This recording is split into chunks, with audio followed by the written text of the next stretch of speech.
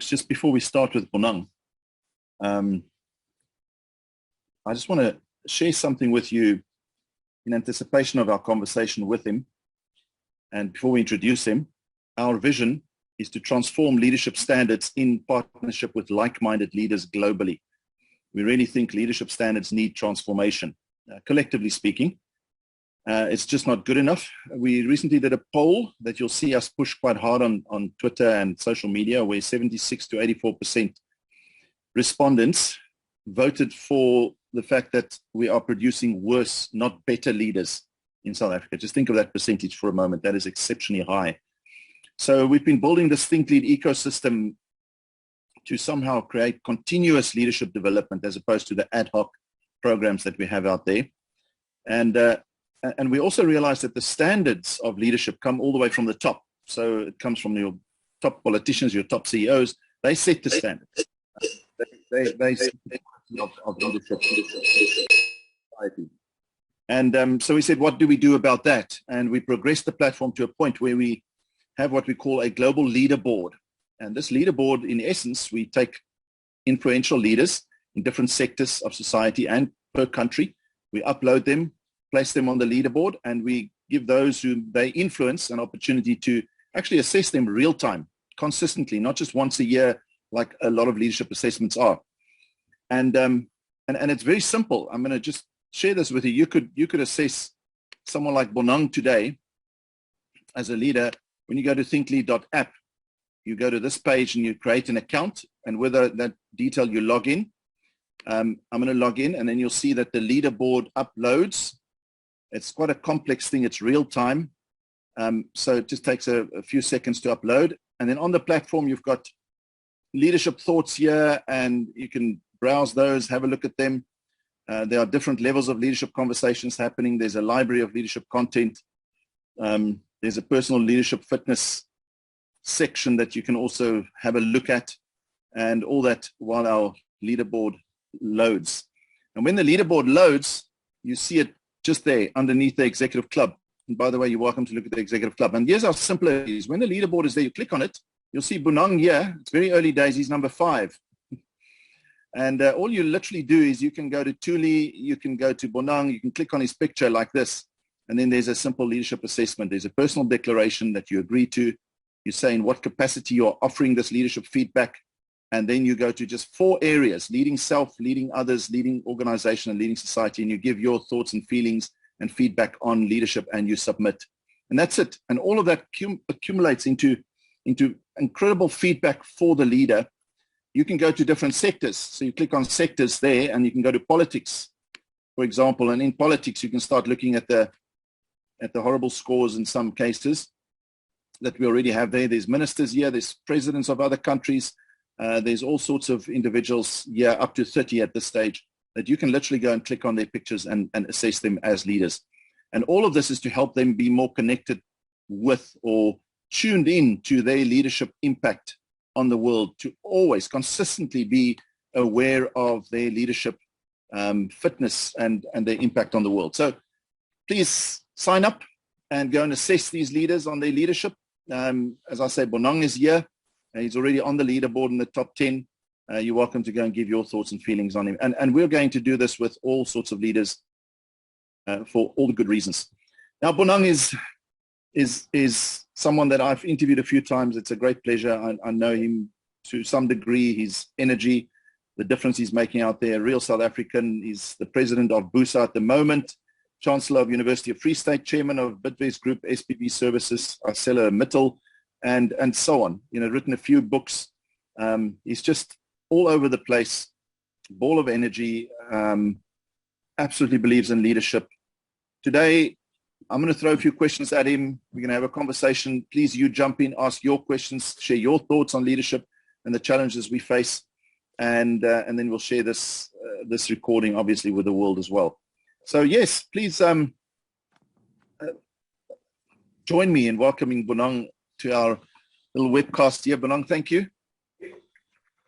Adrian, thank you for having me, my dear brother. Of course, the value, the utility in these conversations is in the question and answers that we are going to get from our audience and therefore my colleagues. So it is going to be a trialogue, Bonang, Adrian, and the most important people here who are the participants. Adrian? Thank you, Bonang. And we've got some real leadership experts here, people who work with leaders who are very, very equipped to talk about leadership themselves. So it's really good to have you. All right. Is there a better way to, I don't know if we can, okay. Bonang, what is the state of leadership in, let's talk our country. How would you sum it up? I think it is fair to say we are in such a deep hole that if we were wise, we would stop digging, because with everything that we do, we dig ourselves deeper. And this is evidenced by every metric you can think of. Firstly, we started this week with the news that the South African Post Office, this is a state-owned enterprise that was in every town, every suburb, every rural area. In fact, economies were built around it, because when the post office closed, that little dorpy died, that it is now unable to pay PAYE, UIF, and indeed, even though it takes money from its own employees, has not been paying the retirement benefits of its employees. It is in the hole to the tune of 700 million rand. Here's an entity that should not be in trouble, because we've got 17 million people on social security. Because of the pandemic, we decided to offer a social relief of distress grant. 14 million people applied. 11 million people were granted. Now for 350 rand. Now there's 28 million people, more people on social security than those that are gainfully employed. If you paid that through the post office, it would keep them busy for the next 10 years. But you also have a banking license. Now imagine if these people don't have to queue every day. You needed a little bit of leadership imagination. You give them the cards. They don't have to all come on the 25th to the 31st. They can withdraw at any ATM when they want. So we are really poor by choice, the choice of leadership that we have made. Let me just end, Adrian, by saying, you see, 28 years into democracy, it is very clear that this ANC-led government is incapable of self-correction. So if South Africa is going to work, it is precisely because business has decided that it will make South Africa work. And this South Africa belongs to business, it belongs to government, it belongs to labor, but most importantly, it belongs to civil society, because it's the people that vote. So 2024, we have a critical function to say, did we get service delivery in the last 28 years? And if we have, vote back the ANC leadership. If you haven't, you are complicit by bringing them back to power. Adrian. Yeah, Bonang, so I mean, when should we have seen these signs? Obviously, we can talk for the next half hour about the signs of the fact that we're in a big hole, as you say, and we could describe that hole for a little bit longer if we really wanted to, but we'd be very depressed. But when did the signs show that this is where we are? I mean, 28 years. Was it when Zuma came in? It was before that. Not to talk politics only today, but surely we've seen this for a while now. You see, Adrian, politics determines economics. It doesn't matter what you do as a business. That's why we call it the political economy. So what we are talking about here is the state of leadership, not politics. And it's about time that business ventured there, because that's what we did. Remember, it was business that agitated and orchestrated for the yes vote away from apartheid. And we got a 74% yes vote that we wanted democracy. It was business that said we need to embark on the peace process. We did that. It was business that said, you know what, we need to start a fund that will invest in tourism and training related to tourism. We called it the Business Trust. It was co-chaired by, amongst others, Sakumzi Makozoma. So business has always said we want the type of political leadership that will give us three things: ethical leadership, transparency, and this notion of final accountability. So we came into this blurry-eyed with rose-tinted glasses. We were wooed by the angel Rolihlahla Nelson Mandela on the 27th of April, 1984. That's why we were called a rainbow nation. Some were even referring to us as a miracle nation. At that time, we inherited a technically bankrupt country. 5 years into that administration, first administration, we quadrupled the GDP of this country. He handed over seamlessly to his successor, Thabo Mbeki. The world said, we have never seen this. Normally people, this is contested, people go to war, people get killed. We were the darling of the world. Thabo Mbeki gave us 43 consecutive quarters of positive GDP growth. We thought we were unassailable. In the rest of the continent, they were saying, but how did you get right? Because the other 54 of the 55 African countries started by being bread baskets. They are now basket cases. I think we were blind because in hindsight, the original sin must have been Sarafina, when we spent more than 3 million rand just to educate people on abstain, be faithful, and condomize. Less than 300,000 of it found its way to Mbongeni Ngema. The rest found its way where we know it normally goes. Then the second cardinal sin is when we couldn't even admit that HIV/AIDS is killing our people. We decided to embark on quiet diplomacy in Zimbabwe when it was showing signs of a dictatorship. And we embarked on the arms deal. When we were not at war with anybody, the world loved us. We were walking proud. You went to London Heathrow, you threw your passport at the immigration officer, and they said, where are you from? You said, South Africa, of course. When up until then, we were working with our hands at our knees, so we were proud. So I think that's when it first started, because remember, state capture was not invented by Jacob Zuma in 2007 on the way to Polokwane. Remember the commissioners of police, Jackie Silebe, who said, Agliote is my friend, finish and clear. Those were the signs that these people were robbing us blind. But because we were in a honeymoon, we were dazed, we were romanced, we didn't see it. But industrial scale looting, and when we introduced money into the politics of the ANC for the first time, 2007 on the way to Polokwane, since then, it is the size of the brown envelope at night to the 4,000 delegates that determines who gets into the leadership of the ANC. And let me end by saying, Adrian, if the ANC gets below 51% in 2024, they will celebrate. Because all the polls say, you know, you have messed up so much. You have failed in service delivery. 42% is the maximum, if not less. What they do between now and December determines how much they erode this 42% to 30, to 25, to absolutely nothingness. Adrian? Yeah, Bonang. So in other words, when we ask people, is the world producing better or worse leaders? And 76 to 84% say no, worse.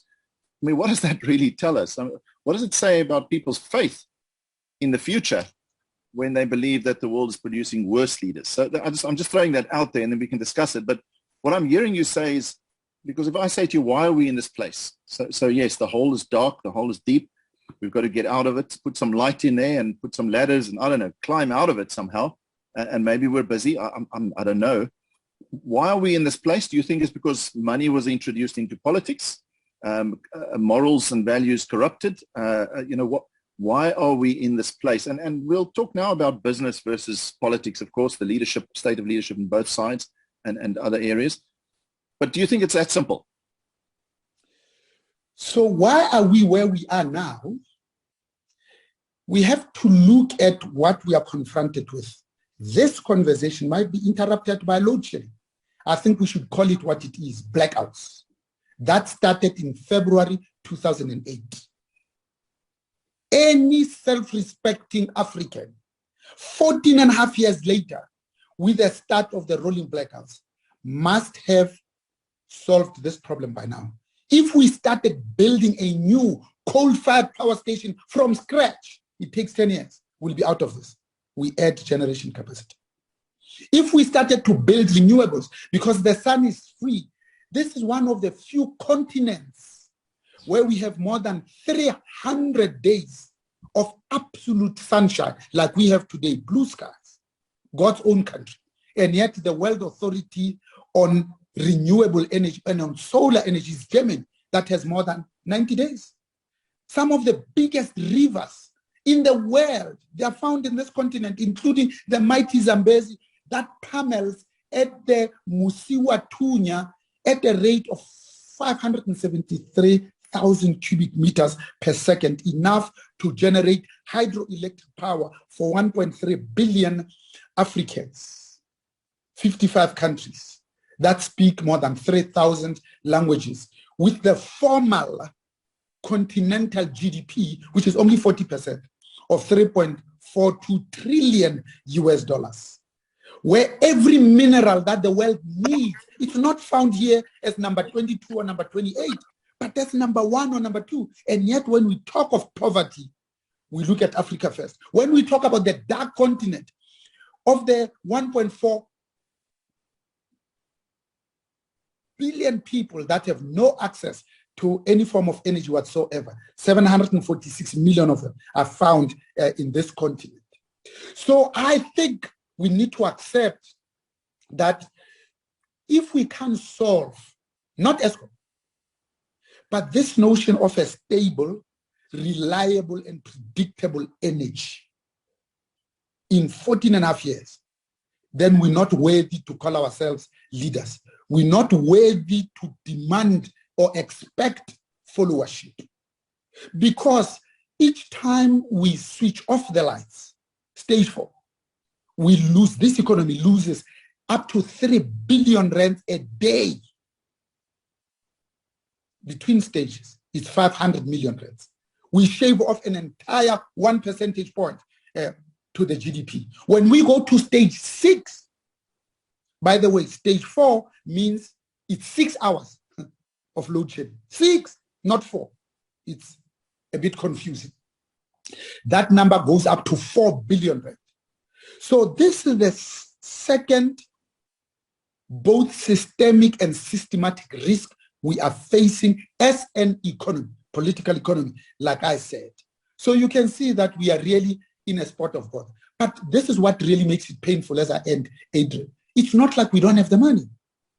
We have the money. We decided to build Midupe and Kusile and Ingula, 3 of them. We are the 4th best utility in the world. We built the biggest hydroelectric, in fact, the biggest coal-fired power stations, 2 of them, at the same time, concurrently and in parallel, each to give us 9.6 gigawatt to add on to this 36 gigawatt of nameplate electricity to push us up to 56 gigawatt. But today, if 27 gigawatt is available at any point in time, it will be too much. So you can see that we are suffering from self-inflicted harm. All our problems, we created them ourselves. It's an own goal because of the choice of leadership that we made. Here's the last sentence. Because this ANC-led government chose to give us cadre deployment, we have more than 740 state-owned enterprises and state-owned companies. And this is where they deploy these people. Now, you can't count on one palm of your hand these SOEs that are sustainable in the short term, let alone to build this long-term notion of resilience, especially because resilience in Africa surely must be much more than the food, energy, water nexus. Adrian, you see, now we are becoming South Africa is holding the world records for all the wrong reasons. The most unequal society in the world. Highest unemployment rate in the world, 46.6%. I mean, this is an unemployment rate that is higher than countries at war. The country with the highest SME failure rate in the world. The country with the highest GBV in the world. Not by a factor of 2, 5 times the global average. We're second only to Russia in terms of suicide rates. And how does it manifest? You see it with inequality widening, racism at an all-time high. Public education has collapsed. Black graduates are roaming the streets hopeless. Public health care continue to fail the poor and the vulnerable. Crucial infrastructure that we inherited from the National Party government that was working and functioning, albeit only for 10% of the population, is laying dormant and in ruins, if not outrightly stolen. And now, lawlessness has now become an epidemic. Adrian. Bonang, before we go to how do we dig ourselves out of this hole, and then people can also give their suggestions, absolutely, this great group of people here. Just quickly, the state of leadership in business. I mean, because it could sound like we're kind of talking a lot about politics. We know the two influence one another hugely.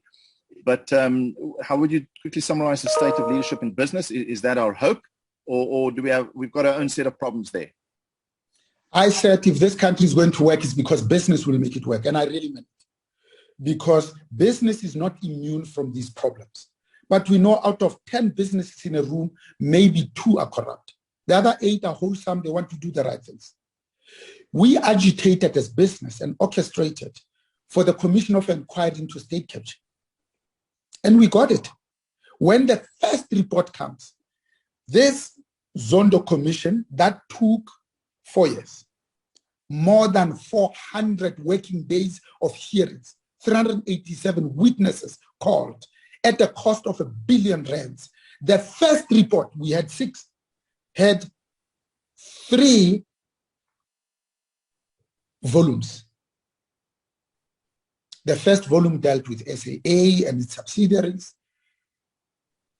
And business, some of us were called by name. Standard Bank, Nedbank, PwC, Bain and Company.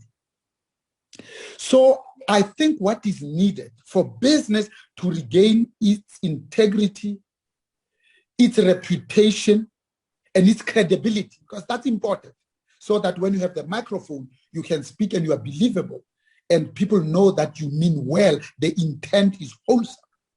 What is needed is a serious intervention to steer business back, because it is incongruent to speak of a just society when business is seen to be at the apex of injustice. And what's needed today is bold, incisive leadership, which only business itself can provide. Therefore, I think there's a lot that business can do. I'm blessed. I was the CEO of Business Leadership South Africa. As a foundation, this organization that was created for 2 things and 2 things only, to defend apartheid and for sanction busting. We turned it around and we gave it a voice, a credible voice. And it is known now for having stood to root out and defeat state capture. We achieved that.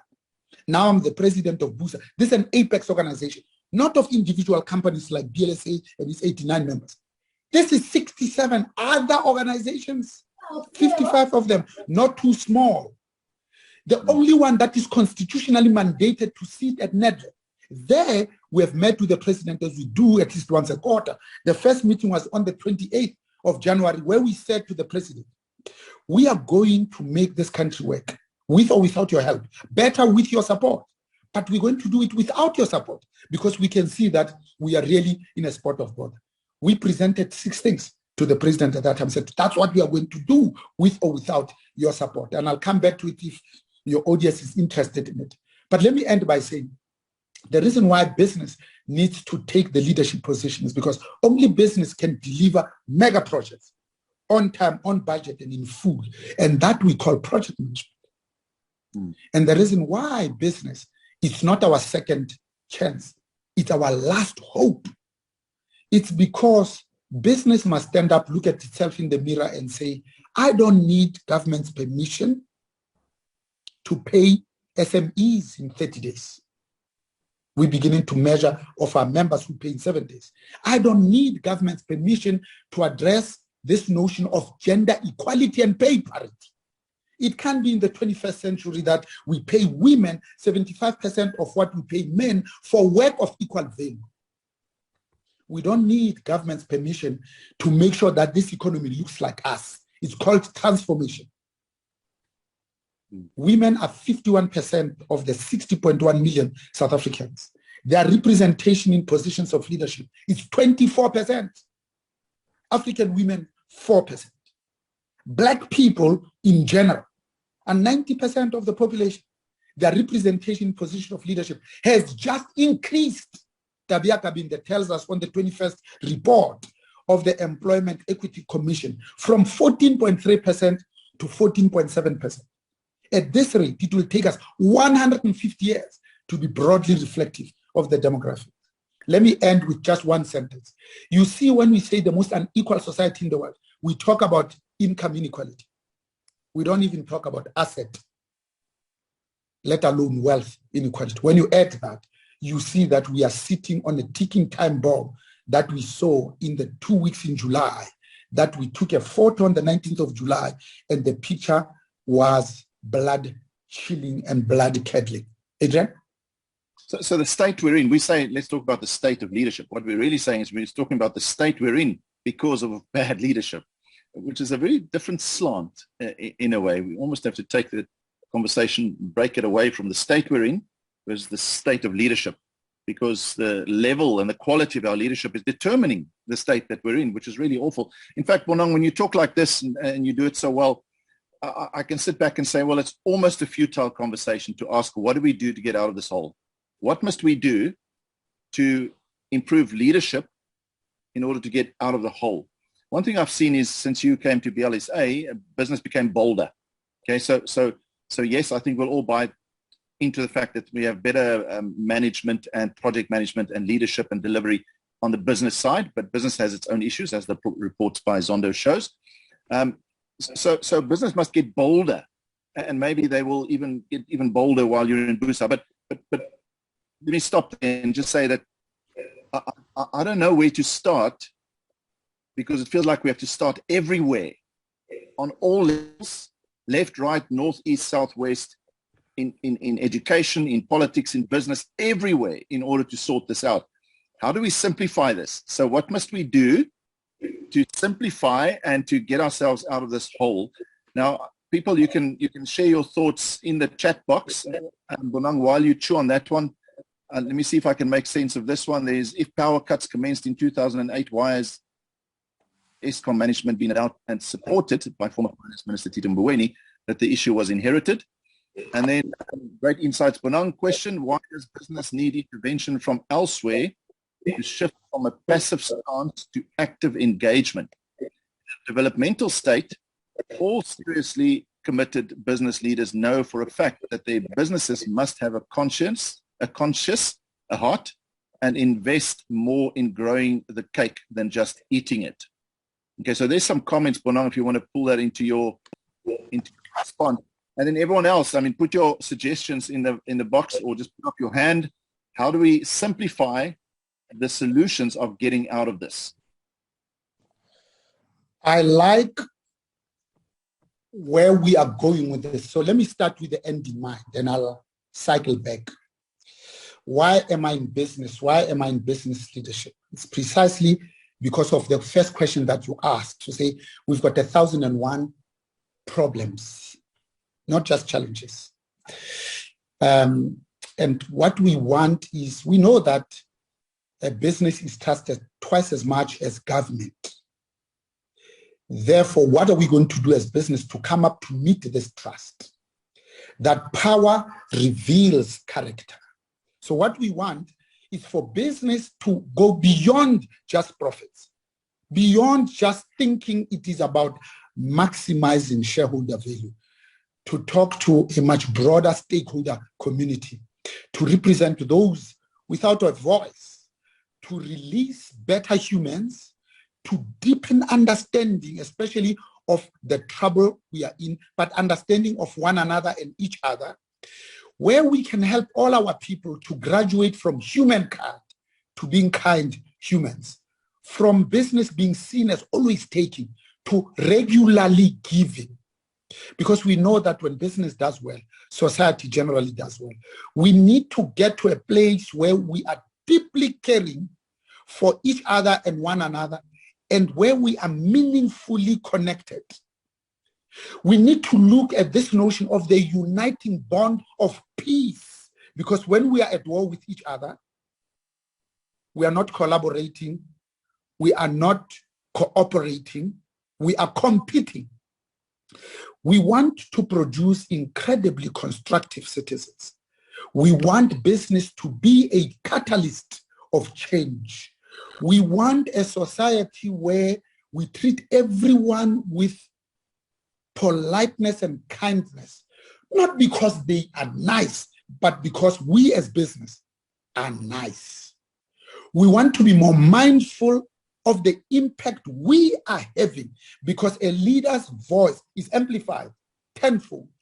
We want to open up spaces for learning, but also for unlearning and relearning. Here I'm talking about active listening, and where we are respectful, especially of the poor, and we open up spaces for them to participate in the economy, because therein lies our salvation. Where we simply accept that as a business, we are simply the first amongst equals. But the more and the higher we go, the more accessible, the more friendlier, the more humble we become, where we demonstrate that we are genuinely interested, where we don't miss the opportunity and the moment that we are in this hole, we'll be heroes and heroines when we can pull ourselves by our own bootstraps, and business has everything in its armament to be able to do that, where we can help to solve some of the intractable challenges of the country, and the most vulnerable to be able to be at a place where they can fulfill just their potential, not even reach their fullest potential, where speed and governance and accountability are one and the same thing, where you are united in purpose, this thing called public good and common purpose, not every man for himself, where no one is left behind, where our job as business is to complement and augment, where we support ideas, not people. We made a mistake by writing a constitution for Mandela. When we got Zuma, we didn't know how to deal with it. Where one of the happiest moments in life is when we find the courage to let go of what we can't change, and we focus on those things that we can change, where we never put our time into the hands of the ungrateful, where fidelity to the law is absolutely sacrosanct and it's non-negotiable, where we preserve ancient wisdom and natural curiosity. Because, Adrian, you see, leadership is a privilege to better the lives of others, not an opportunity to enrich selves. Business must be the bastions of leadership, governance, and consistency. We must create a new culture of leadership by creating these holding spaces where people feel needed and wanted, they feel free to speak their mind, where we accept that there's no prosperity for any of us if we are only concerned about the selves. And to come directly to your question, you know, this is the time where we don't need to panic. Because you see, panic is the enemy of progress, exactly the same way that ego is the enemy of leadership and arrogance is the camouflage of insecurity. It's about being aware, having this thing called discernment as to who is around us, but not with us. Adrian, let me end by saying what should be done. Number one, I think we need to address this number one biggest risk, which is youth unemployment. 74.9%, when young people of military age are sitting at home, twiddling their thumbs with nothing to do, not only are we asking for trouble, we are actively inviting it. Number two, we need to root out and defeat state capture. We said to the president, the 500 billion socio-economic stimulus in response to the pandemic is going to be stolen. He said, no, we will give it to the Auditor General to make sure that it doesn't get stolen. We say, hey, Mr. President, the Auditor General looks in the rearview mirror, gives a report after the money has been stolen. And PPP money was stolen. Money meant for young children, the hungry, sick, and dying, was stolen. So state capture is still with us. It hasn't disappeared. Let's not fool ourselves. As business, we must redouble our efforts. Thirdly, I think we need to complete the vaccine program that we started. The president set us a herd immunity target of 67% of 60.1 million South Africans. That's 40 million people. Had we started in January when he gave us this target, we ought to have been inoculating at 100,000 a day every day. Had we done that, it would have taken us 400 days or 13.3 months. When we retired the Disaster Management Act after 750 days of national lockdown, we had only vaccinated 30.3%. So you see, the Omicron subvariant has not gone away. We have just learned how to better deal with it.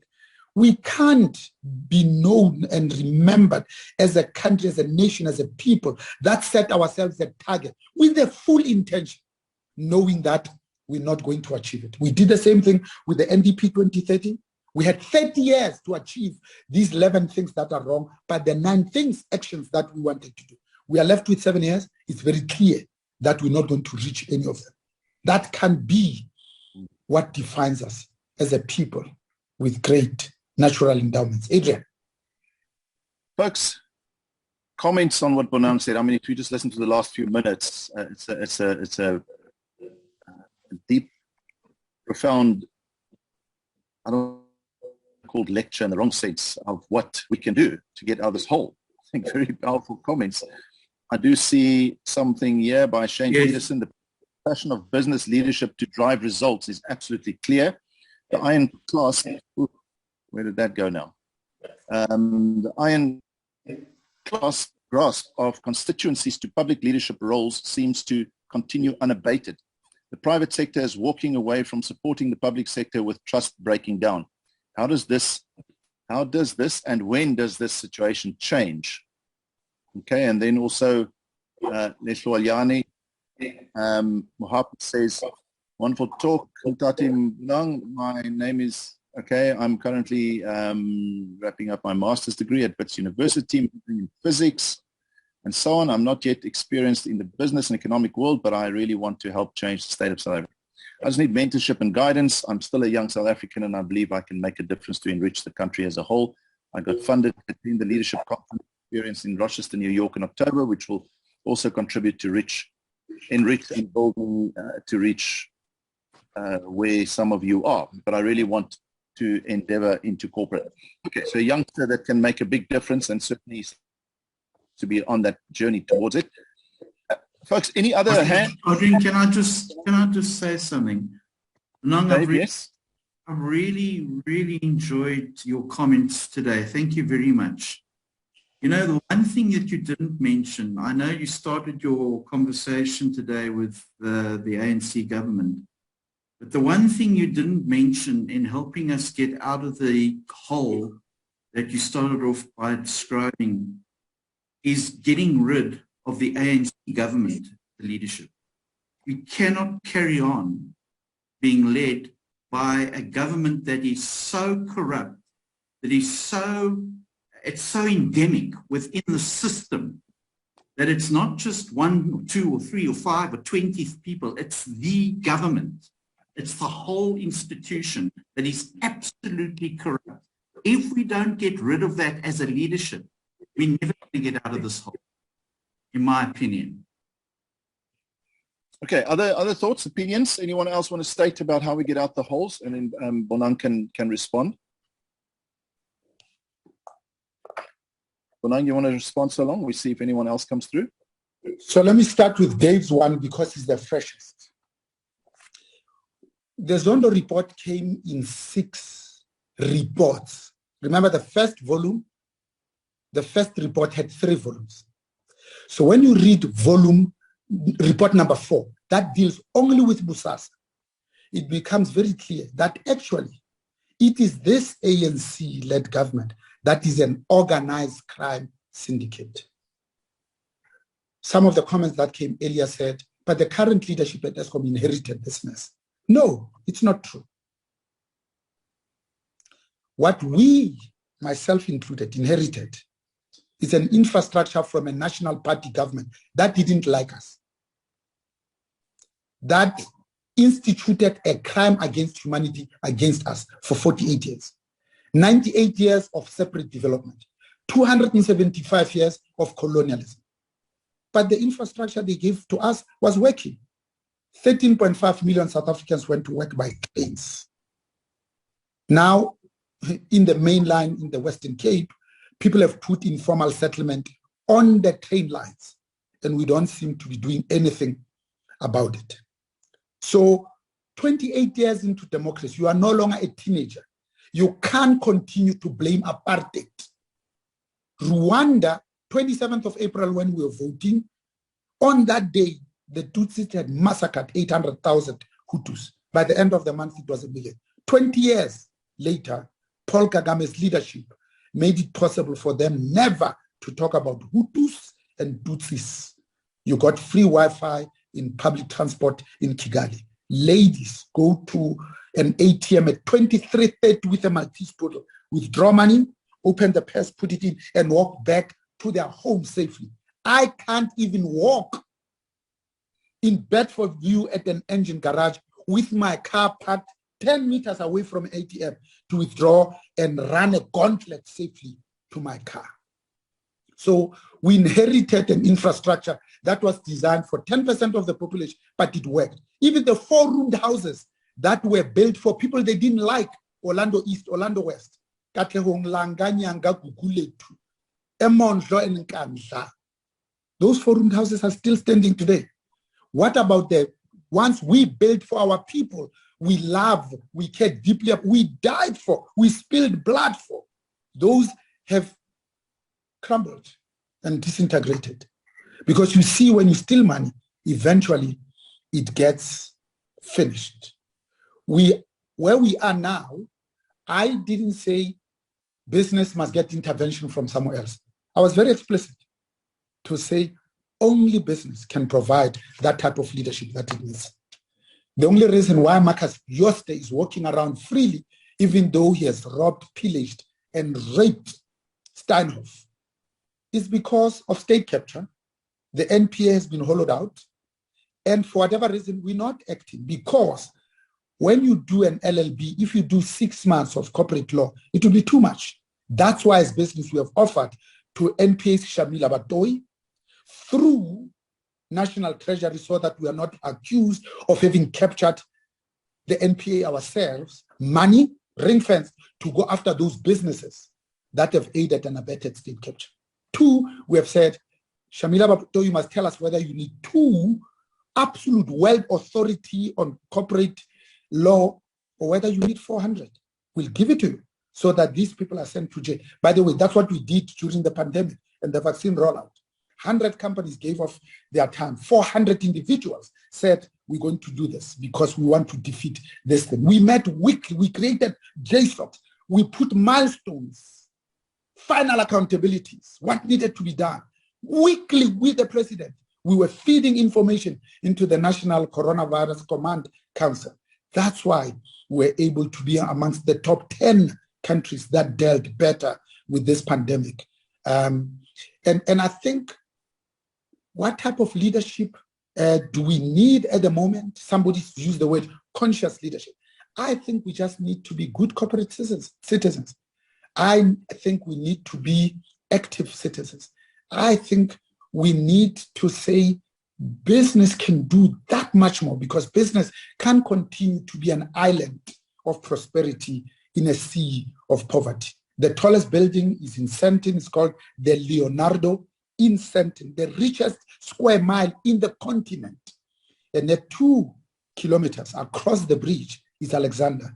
6 square kilometers.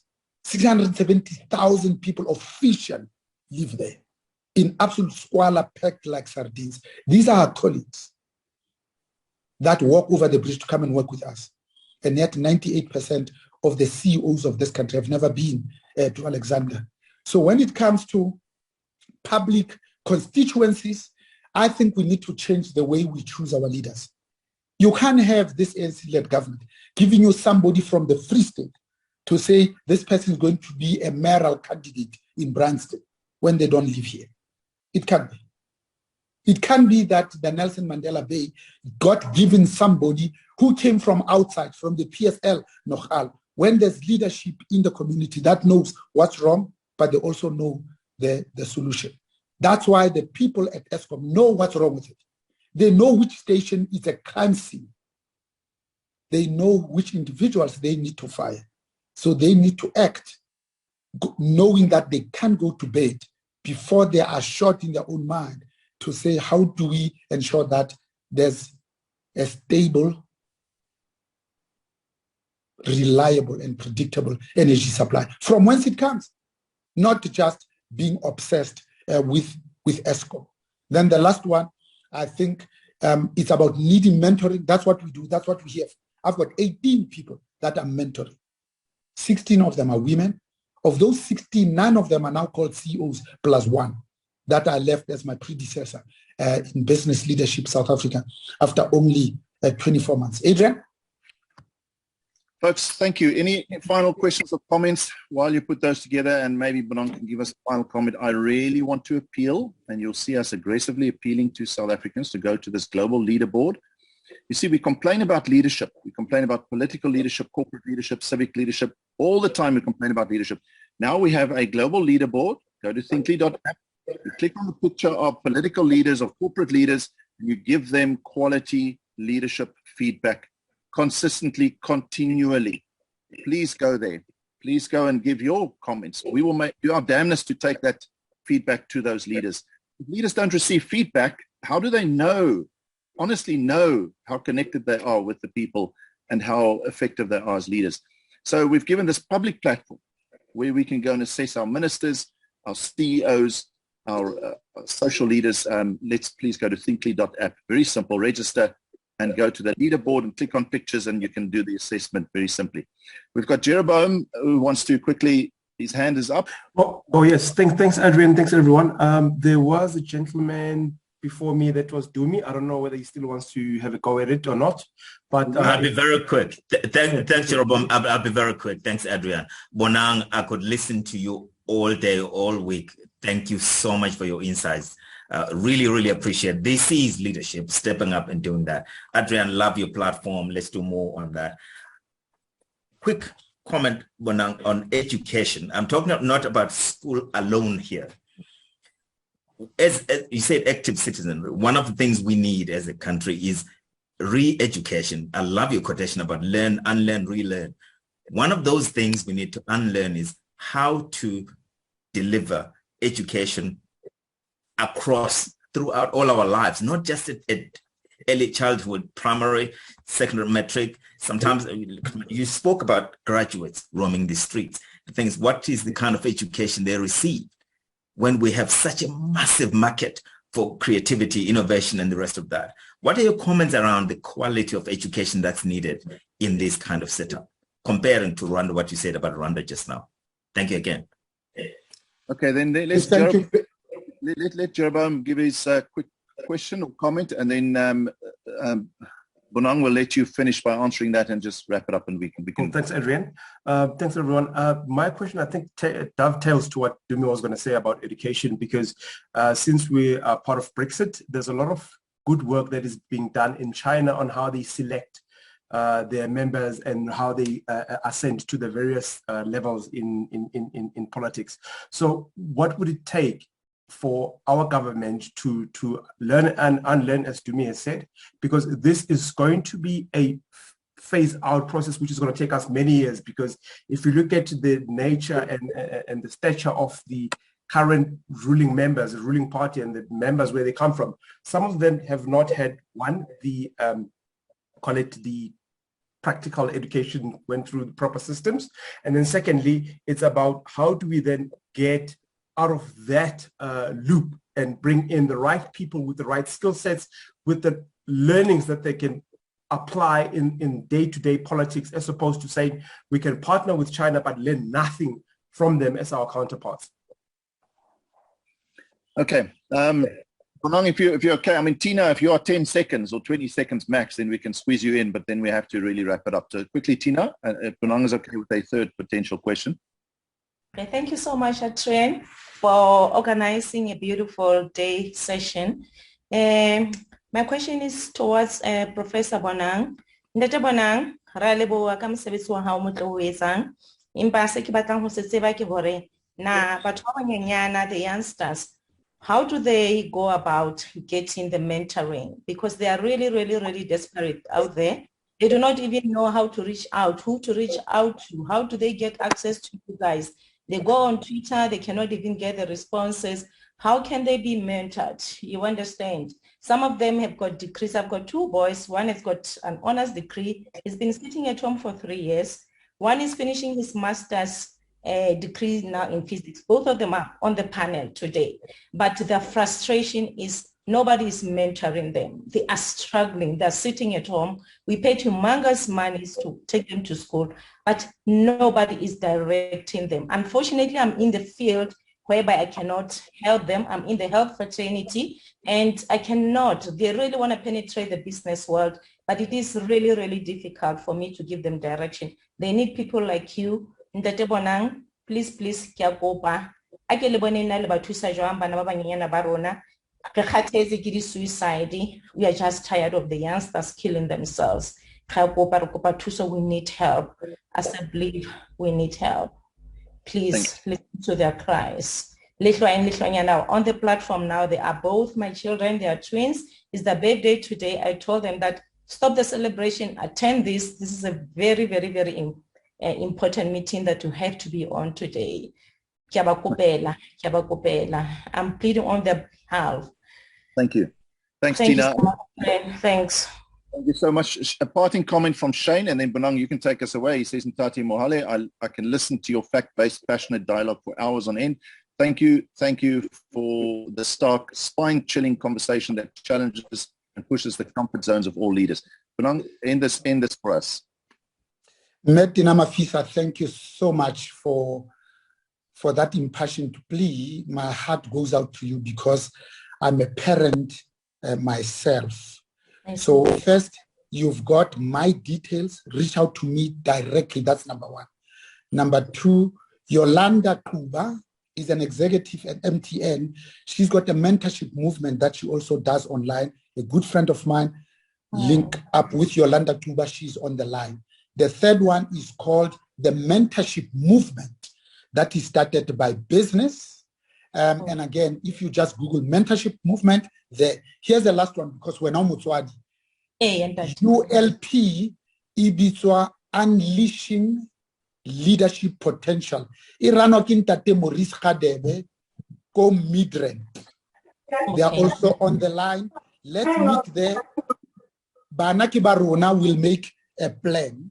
Let me go to Dumi's one. He's absolutely correct. And Jeroboam Zondi, just on education, as I end. You know, since when did we say 30% is an acceptable pass mark? When I went to school, it was 51% because you didn't want to take the chance that you get 50%. This thing called outcome-based education works best in developed countries. We are a developing countries that has just emerged from 275 years of colonialism. And we go and borrow stuff that is untried and untested. We are the only African country that became free and did not substantially improve the quality of our education. The only African country that 28 years into democracy, the majority of the people we represent don't own double-digit market capitalization on the JSE. Go back and see. Every other African country that became free, they addressed those two. Like him or hate him, Robert Gabriel Mugabe, first 20 years of rule, 10 years, the highest literacy rate. He messed it up the last 10 years. That's why even this economy, South Africa, is being held up by Zimbabweans, especially in the hospitality industry. Of the 5 mining entities, 4 of them are led by Africans. Only 1 of them is Zambian. The other 3 are Zimbabweans. Singapore has simplified it for us. Singapore, unlike South Africa, they are not overcomplicating it. Lee Kuan Yew, 40 years after they were bloody expelled by Malaysia, focused on 3 things only. 1 is meritocracy. Number 2, on pragmatism. Lastly, on honesty. And their mantra was, if you bring a new law as a parliamentarian, you must also bring another law to take out. China in 2010, they were onto their 12th 5-year plan. For 60 years, they've been chasing 2 things and 2 things only: energy security and personal security. You made an example about China. You're absolutely correct. In China, you can't be a member of the central command of the Communist Party unless you have a degree, because the world is sophisticated and complex. It's a VUCA world. If you have not been to school, how will you even understand a world that is rapidly integrating and disintegrating at the same time? Globalization as a concept. Let me end with an African adage that says, when fisherwomen can't go out to sea, they repair their nets. What are you and I at the personal level doing to repair your own key relationships, significant others? Can you go to bed not knowing what your own grandparents have had to eat? Because you see, we must model the type of leadership we want. Sons learn by looking at the back of the heads of their fathers.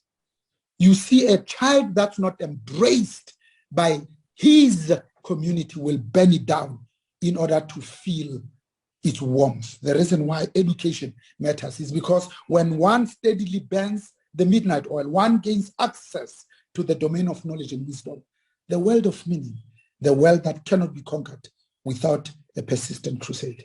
Adrian, I am touched, humbled, and honored. Thank you.